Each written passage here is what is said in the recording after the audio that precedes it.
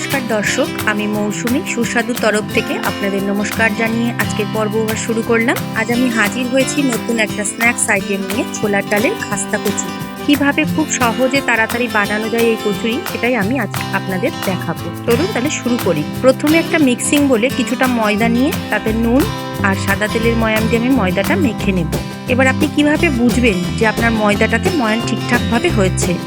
ময়দাতে তেল দিয়ে মাখার সময় দেখবেন মুঠো করলে দলার মতো পাকিয়ে যাচ্ছে, আবার অল্প চাপ দিলেই ঝুরঝুরে হয়ে যাচ্ছে। ঠিক এইভাবে করে নিলেই আপনি বুঝতে পারবেন যে ময়ামটা আপনার ঠিকঠাক হয়েছে। এরপর জল দিয়ে মেখে একটা শক্ত ডো তৈরি করে নিলাম, যেটা লুচি বা পরোটার ডোয়ের থেকে একটু শক্ত হবে। ডোটাকে আমি আধ ঘন্টার জন্য রেস্টে রেখে দেব।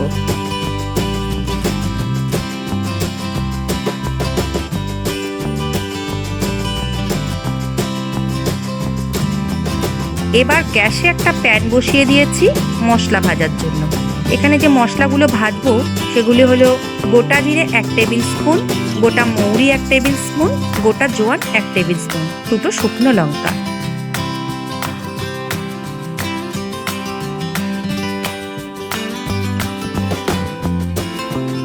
এগুলো আমি ভালোভাবে একটু শুকনো খোলায় ভেজে নিচ্ছি। খেয়াল রাখবেন যেন পুড়ে না যায়।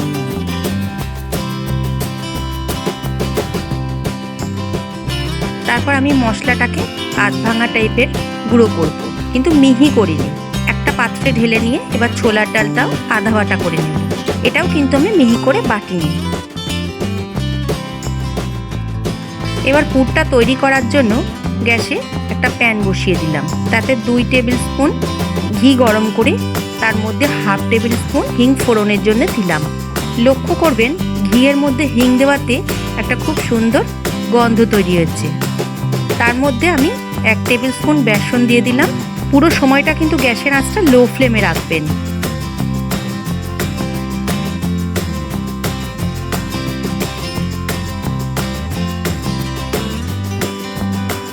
বেসনটা আস্তে আস্তে কালার চেঞ্জ হয়ে গেছে।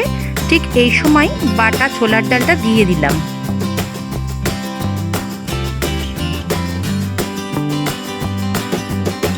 সঙ্গে ভাজা মশলা, 1 টিস্পুন চিনি ও স্বাদ মতো নুন দিয়ে নাড়তে থাকবো।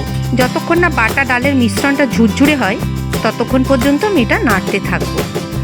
তবে মনে রাখবেন এতে কোনো তেল ব্যবহার করবেন না, আর ঘিয়ের পরিমাণও বেশি দেওয়া যাবে না, তাতে পুরটা ঝুরঝুরে ভাব আসবে না। পুরটা তৈরি হয়ে গেছে।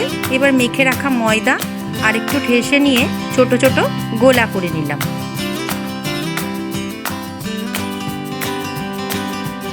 লুচির গোলার থেকে একটু বড় গোলা করবেন।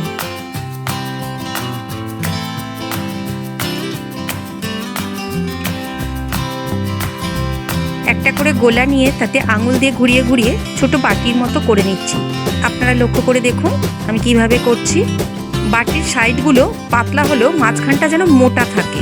এরপর অল্প অল্প করে পুর নিয়ে 2 মুখ চেপে চেপে জুড়ে দিয়ে আবার গোল করে নিচ্ছি।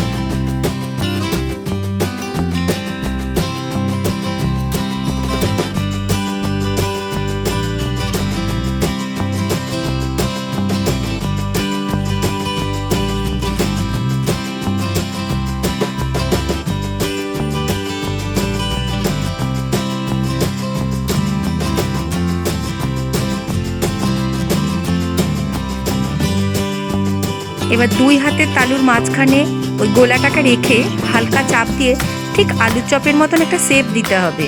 এইভাবেই সবকটা কচুরি আমি বানিয়ে নিলাম।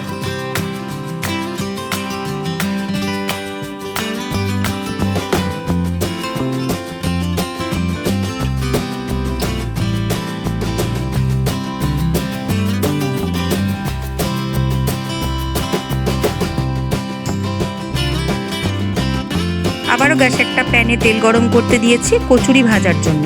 এবার তেলের পরিমাণটা একটু বেশি দিতে হবে যাতে কচুরিগুলো ডুবো তেলে ভাজা যায়। তেলটা কিন্তু অত্যাধিক গরম করা যাবে না, গরমটা মিডিয়াম হবে আর গ্যাসের আঁচটা লো মিডিয়ামে থাকবে।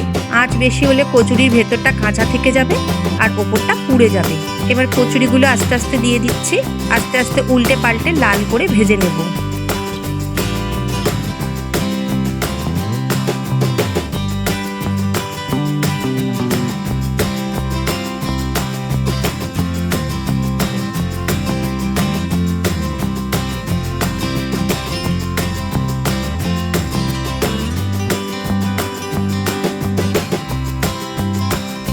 ব্যাস তৈরি হয়ে গেল ছোলার ডালের খাস্তা কচুরি।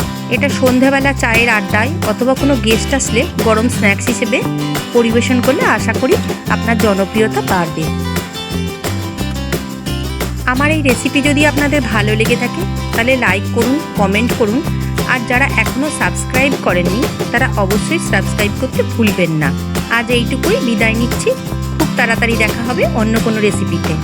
ভালো থাকবেন, সুস্থ থাকবেন। নমস্কার।